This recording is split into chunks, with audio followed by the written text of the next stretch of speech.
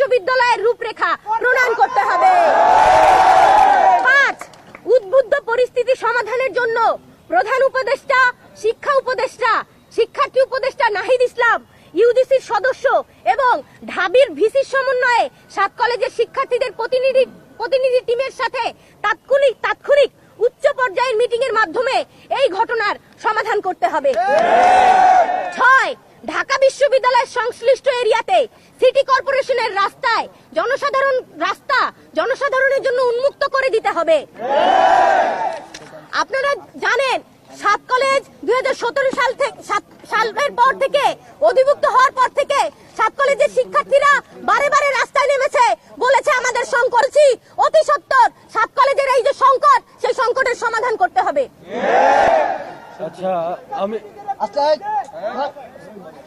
আমি মোহাম্মদ সজিবউদ্দিন, ঢাকা কলেজ।